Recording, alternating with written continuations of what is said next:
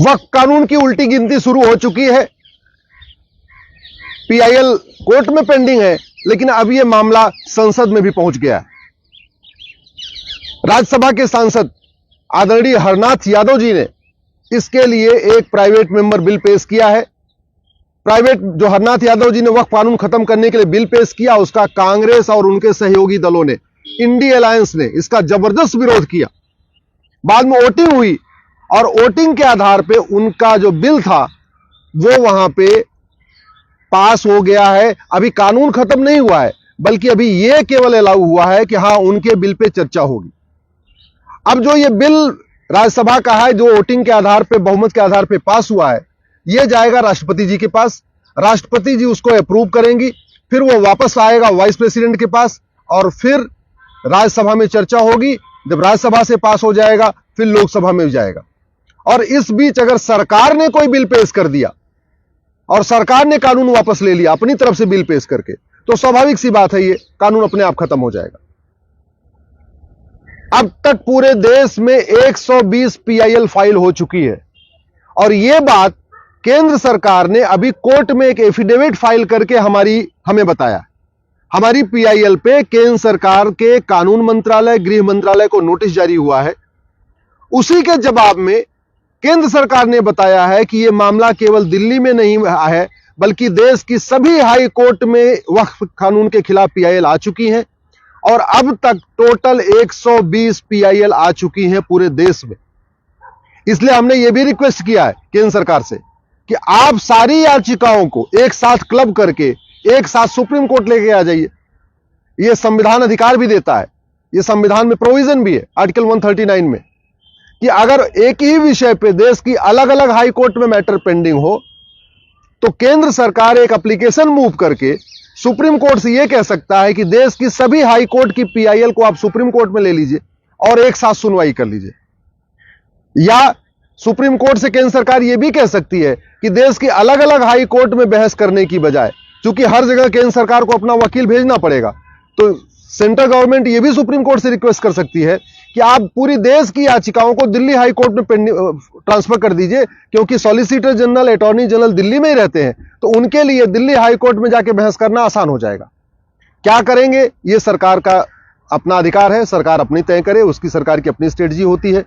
लेकिन हमने जो पीआईएल फाइल करके कहा है कि वक्फ एक्ट जैसा कानून पूरे दुनिया में नहीं है।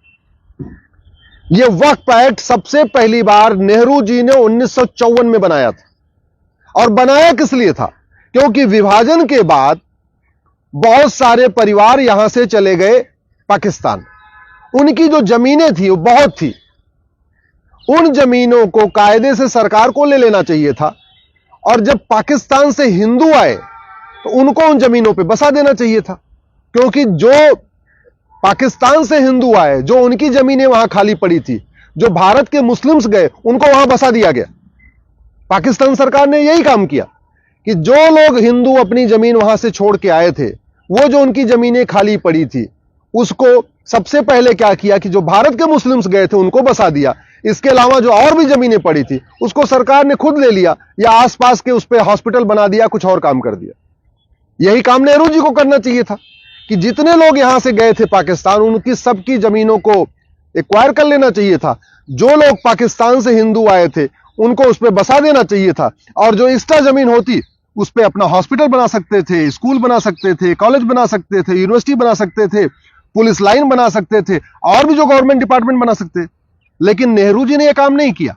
नेहरू जी ने बाकायदा एक वक्फ बोर्ड स्टैब्लिश करा दिया, वक्फ कानून बना दिया और वक्फ कानून बना के उन सारी जमीनों को वक्फ बोर्ड को दे दिया।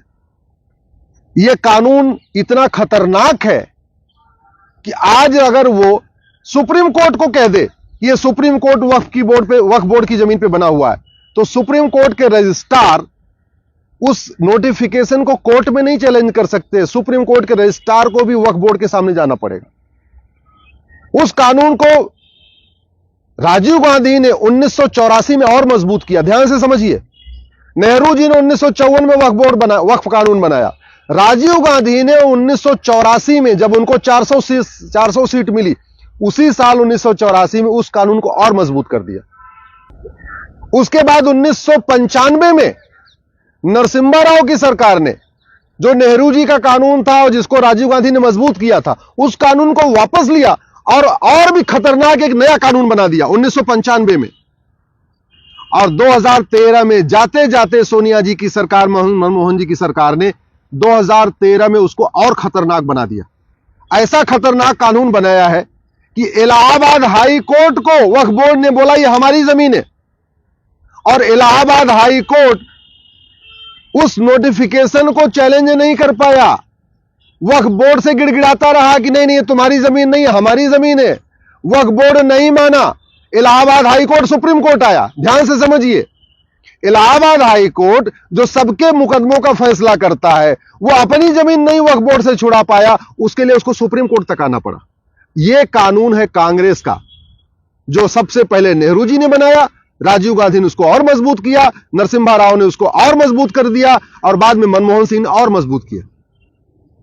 यह कानून इतना खतरनाक है कि जो बड़े लोग हैं, पैसे वाले लोग हैं, उनको नोटिस भेजता है और उसके बाद कहता है 10 लाख दो, 20 लाख दो, 50 लाख दो, तब हम नोटिस वापस लेंगे, यानी उनसे वसूली करता है। लेकिन जो गरीब हैं, शेड्यूल कास्ट हैं, शेड्यूल ट्राइब हैं, आदिवासी हैं, उनको नोटिस भेज के कहता है कि अगर तुम इस्लाम कबूल कर लोगे तब तुम्हारी जमीन तुम्हारे पास रहेगी, और नहीं तो यह जमीन वक्फ क्यों हो जाएगी। अब जो सोचिए आप, भोपाल से झबुआ 700 किलोमीटर दूर है। झबुआ एक आदिवासी क्षेत्र है। झबुआ के जो आदिवासी हैं, उन्होंने झबुआ की लोकल कोर्ट को भी कभी नहीं देखा। भोपाल तो देखना उनके लिए असंभव है। अब झबुआ में वक्फ बोर्ड एक नोटिस भेजता है और कहता है यह जमीन वक्फ की है। आदिवासियों से कहता है इसका जवाब देने तुम भोपाल आओ। अरे, जिन आदिवासियों ने झबुआ की लोकल कोर्ट नहीं देखी, वो भोपाल 700 किलोमीटर दूर कैसे आएंगे। और फिर कंडीशन क्या रखता है, अगर अपनी जमीन छुड़ानी है तो कन्वर्ट हो जाओ। मेरठ और मुजफ्फरनगर लखनऊ से 600 किलोमीटर दूर है। मेरठ और मुजफ्फरनगर की जमीन पे वक्फ बोर्ड कब्जा करता है, उसके लिए मेरठ मुजफ्फरनगर वालों को लखनऊ जाना पड़ता है, क्योंकि लोकल कोर्ट में उस नोटिस को चैलेंज ही नहीं कर सकते। अच्छा, अगर किसी की प्राइवेट जमीन पे वक्फ बोर्ड कब्जा करता है तो लोग अपनी जमीन के लिए फिर भी लड़ते हैं। लेकिन जो गोचर की जमीन है, जो पार्क है, जो ऊसर जमीन है, जो बंजर जमीन है, जो खेल का मैदान है, उसको जब वो वक्फ बोर्ड कब्जा कर लेता है, उसके खिलाफ तो कोई नहीं लड़ता। लेखपाल पटवारी के पास कहां इतना टाइम है और कहां इतना उनके पास पैसा है। सरकारी अधिकारी के पास, तहसीलदार के पास, कलेक्टर की जाके उससे 600 किलोमीटर दूर, 700 किलोमीटर दूर लड़ते रहेंगे। नतीजा यह हुआ है, रेलवे और डिफेंस के बाद सबसे ज्यादा प्रॉपर्टी का मालिक वक्फ बोर्ड बन चुका है। इस समय तीसरे नंबर की प्रॉपर्टी, इतनी जितनी प्रॉपर्टी वक्फ बोर्ड के पास है, इतनी प्रॉपर्टी तो मंदिरों के पास नहीं है। हिंदुस्तान में सबसे ज्यादा बहुसंख्यक रहते हैं हिंदू। हिंदुओं के पास लाखों मंदिर हैं, लेकिन जितनी जमीन मंदिरों के पास नहीं है, उससे ज्यादा जमीन वक्फ बोर्ड के पास। मैं सरकार से निवेदन करता हूं, तत्काल इस नेहरू के महापाप को, राजीव गांधी के महापाप को, नरसिम्हा राव के महापाप को और मनमोहन सिंह के महापाप को, इसको वापस करिए, इसको खत्म करिए, इस महापाप का अंत करिए।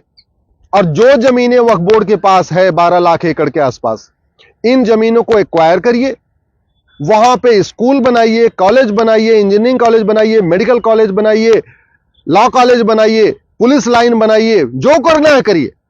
वहां से जो पाकिस्तान से विस्थापित आए हुए हैं उनको बसाइए, जो कश्मीर से विस्थापित आए हैं उनको बसाइए, जो कुछ करना है करिए, लेकिन इस कानून को खत्म करिए। मैं धन्यवाद दूंगा रघुनाथ यादव जी को, जिन्होंने साहस दिखाया है। मैं देश के सभी सांसदों से कहता हूं, सभी सांसदों से, वो किसी भी पार्टी के हैं, सबसे हाथ जोड़ के निवेदन करता हूं, वक्फ बोर्ड के खिलाफ, वक्फ एक्ट के खिलाफ आवाज उठाइए। नहीं तो याद रखिए, 20 से 25 साल के बाद आप ही के बच्चे आपसे सवाल पूछेंगे कि आप पार्लियामेंट में रह के क्या किए, आपने वक्फ कानून के खिलाफ आवाज क्यों नहीं उठाया।